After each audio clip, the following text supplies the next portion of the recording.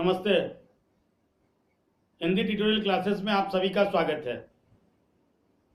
आज के इस वीडियो में हम लोग कक्षा 10 के लिए निर्धारित पाठ्य पुस्तक स्पर्श भाग 2 में संकलित पतझड़ में टूटी पत्तियां शीर्षक पाठ के प्रसंगों को समझने का प्रयास करेंगे।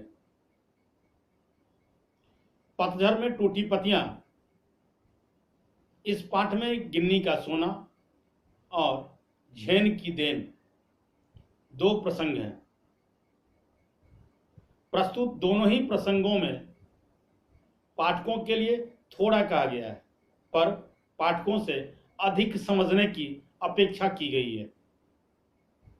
इस पाठ का उद्देश्य पाठक को जागरूक और सक्रिय नागरिक बनाना है, मतलब एक जागरूक और सक्रिय नागरिक बनने की प्रेरणा देते हैं ये दोनों ही प्रसंग।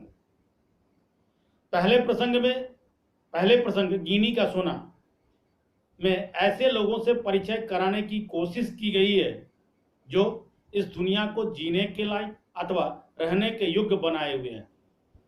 इस पाठ में उन लोगों को बिल्कुल भी अलग रखा गया है इस पाठ से जिनके जीवन का उद्देश्य सिर्फ और सिर्फ सुख और साधन जुटाना मात्र है।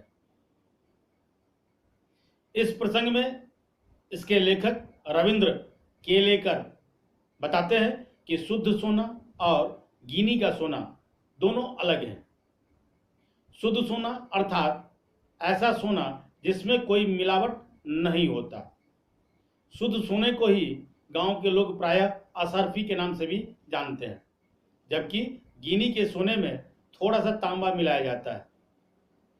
शुद्ध सोना में चमक और मजबूती लाने के लिए ही तांबे का मिश्रण किया जाता है। गिनी के सोने से ही महिलाओं के लिए गहने का निर्माण भी किया जाता है। कहते हैं कि शुद्ध आदर्श भी शुद्ध सोने की तरह ही होता है, पर जो आदर्श में व्यवहार रूपी तांबा मिलाकर चलाते हैं उन्हें ही प्रैक्टिकल आइडियलिस्ट कहते हैं। लेकिन जब ऐसे प्रैक्टिकल आइडियलिस्टों की व्यावहारिकता का बखान होने लगता है, लोग उनकी चर्चा करने लगते हैं, तब उनके जीवन से धीरे धीरे आदर्श खत्म हो जाता है, अर्थात समय के साथ उनके आदर्श कम पड़ने लगते हैं और उनकी व्यावहारिक सूझबूझ ही आगे आने लगती है। मतलब कीमती सोना पीछे छूट जाता है और सामने सिर्फ तांबा आता है।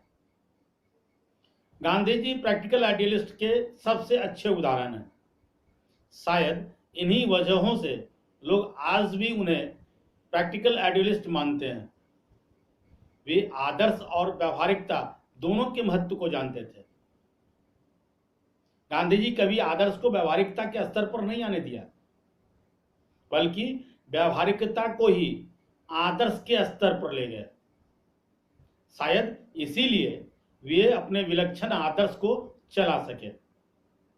मतलब उन्होंने कभी सोने में तांबा को नहीं मिलाया, बल्कि उन्होंने तांबे में ही सोना को मिलाया था। अन्य शब्दों में कहें तो गांधी जी ने सोने में तांबा मिलाकर सोने की कीमत कम नहीं किया, बल्कि उन्होंने तांबे में सोने मिलाकर तांबे की कीमत को ही बढ़ा दिया। व्यवहारवादी लोग हमेशा सजग रहते हैं। लाभ हानि का हिसाब लगाकर ही वे अपने कदम आगे बढ़ाते हैं। ऐसे लोग निजी जीवन में सफल तो होते हैं, लेकिन ये कभी अपने साथ दूसरों को साथ लेकर ऊपर तक नहीं आते। अपने साथ दूसरों को ऊपर तक लाने का कार्य केवल और केवल आदर्शवादी लोग ही कर सकते हैं। लेखक कहते हैं कि समाज में अगर शाश्वत मूल्य अर्थात अच्छाई के जैसा कुछ भी है तो वह आदर्शवादी लोगों का ही दिया हुआ है। व्यवहारवादी लोगों ने तो समाज को केवल गिराया ही है। क्लियर? तो ये थे इस पाठ के सार। इस पाठ में के जो पहले प्रसंग हैं गिनी का सोना, उसके साथ आशा है ये वीडियो आपको पसंद आया होगा।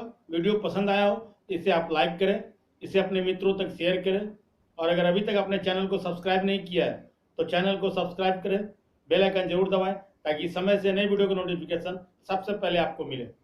आप देखते रहिए हिंदी ट्यूटोरियल क्लासेस। धन्यवाद।